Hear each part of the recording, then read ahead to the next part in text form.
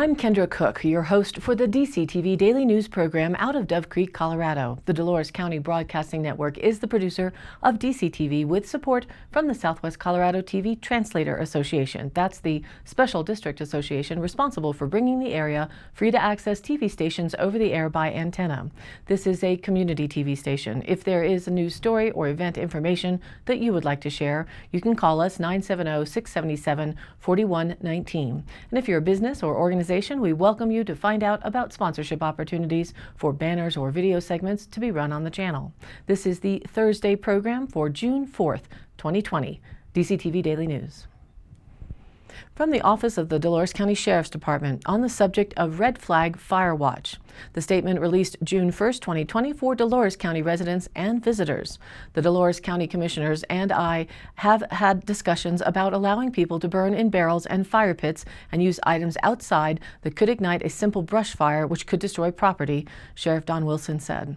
We all need to think before we start working outside with items that could ignite a fire.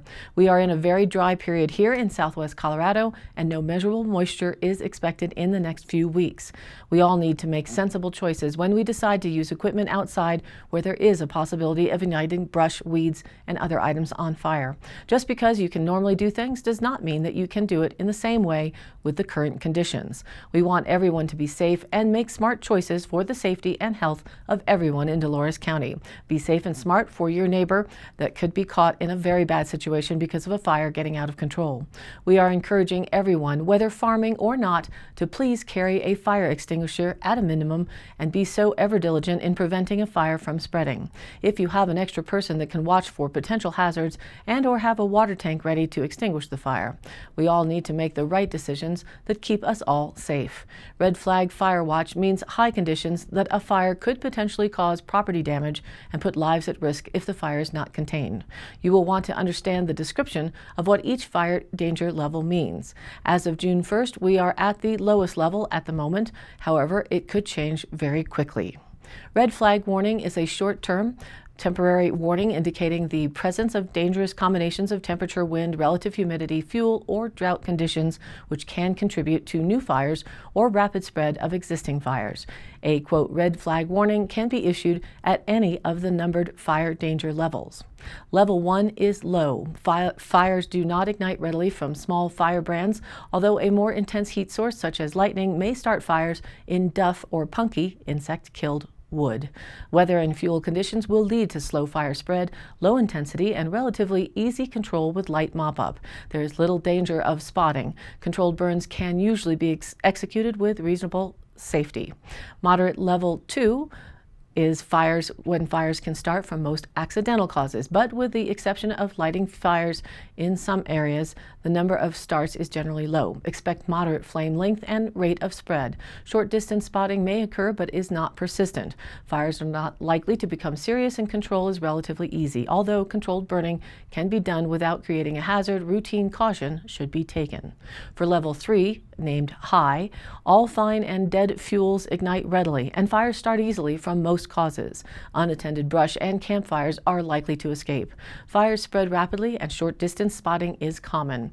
Fires may become serious and their control difficult unless they are attacked successfully while small. Outdoor burning should be restricted to early morning and late evening hours.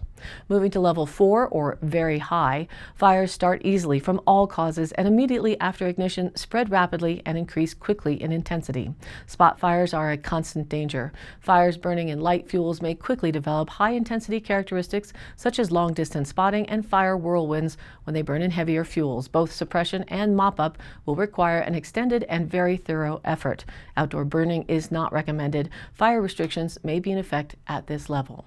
And extreme level 5 description states that fires start quickly, spread furiously, and burn intensely. All fires are potentially serious. Development into high-intensity burning will usually be faster and occur from smaller fires than in the very high fire danger class. Every fire start has the potential to become large. Expect extreme erratic behavior.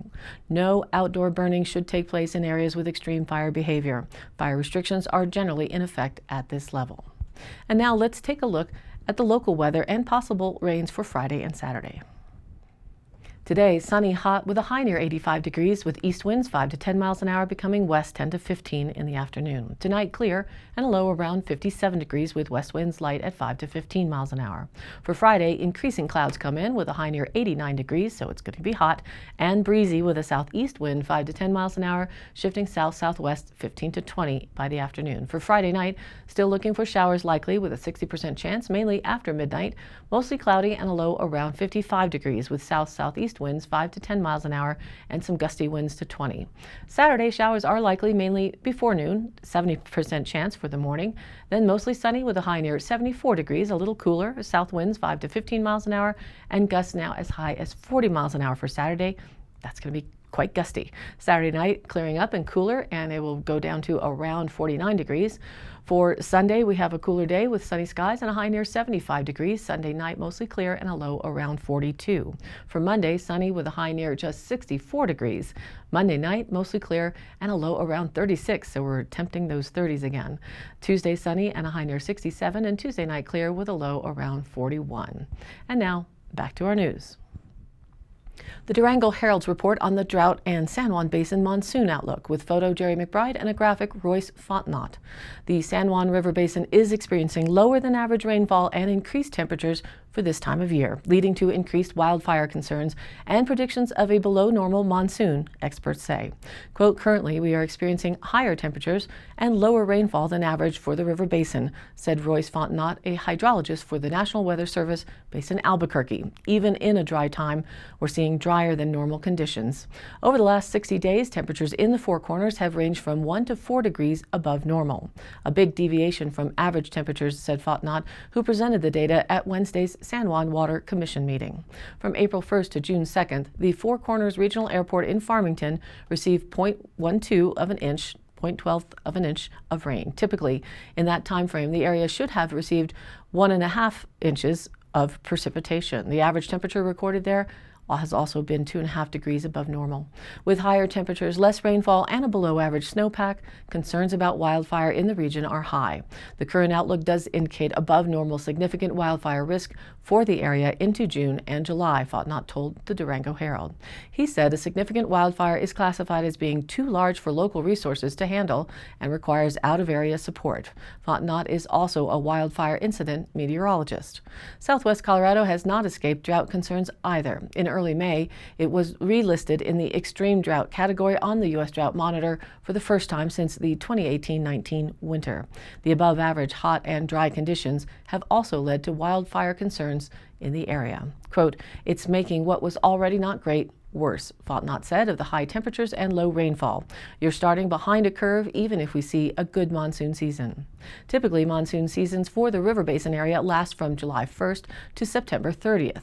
While early indications point to below normal rainfall during the season, Fontenot cautioned monsoon season can be hard to predict accurately. The rains during that 3-month period can be crucial to determining the annual rainfall for an area. For example, Bloomfield during an average monsoon season can receive 3.5 inches of rain, accounting for more than a third of its annual rainfall of 9.7 inches. And when the average rainfall in October, typically a wet month in northwest New Mexico, is factored in, the amount of precipitation in the 4-month period accounts for almost half of the area's annual total. Folks in the Four Corners like to think about snowmelt and what's happening in the mountains, but that monsoon moisture is important, Fontenot said. If you're a farmer and you're not near the river, you need that moisture. He added the timing and location of the monsoon can also be a key factor, especially for agriculture and farming.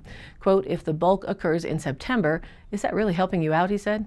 You need steady thunderstorms every few days. And in other area emergencies, in Montezuma County, a photo from the Cortez Fire Department. A man was arrested for suspected vehicular assault and other charges following an incident in the 25,000 block of Road G that injured a pedestrian, reports Montezuma County Sheriff Steve Nowlin. Wyatt Lance Fish, age 45, was arrested by sheriff deputies on multiple charges, including alleged vehicular assault, second-degree assault on a peace officer, and resisting arrest, according to a sheriff affidavit. Formal charges are being investigated by the 22nd Judicial District Attorney's Office.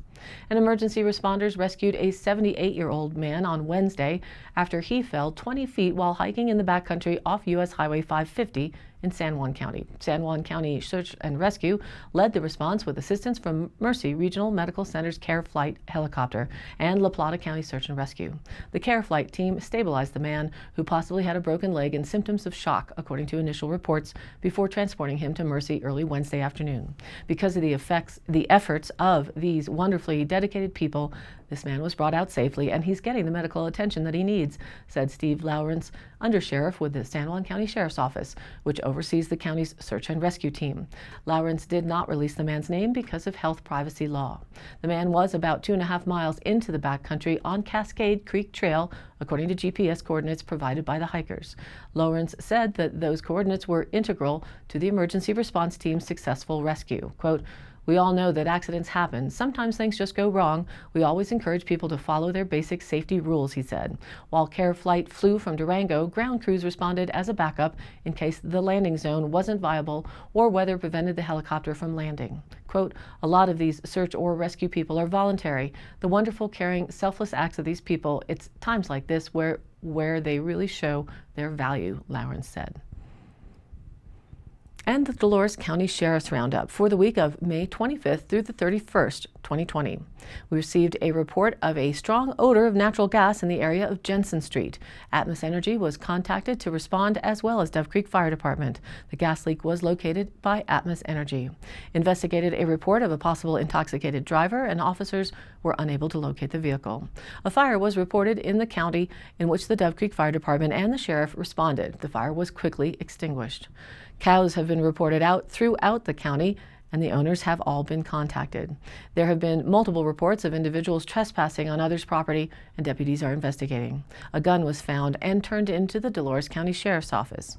Fortunately, that's it for last week. DCTV will bring you the office's weekly updates as they become available. And I post up all of these stories and more on our Facebook page, which is DCTV Daily News, where you can also watch the program replay along with news links and stories of local interest. And you too can share other events or news here and join in on the conversation. Again, it's your local community TV station, so if you have something you'd like to share, contact us. The email is dcbnnews@gmail.com, or you can call the station and leave a message at 970-677-4119.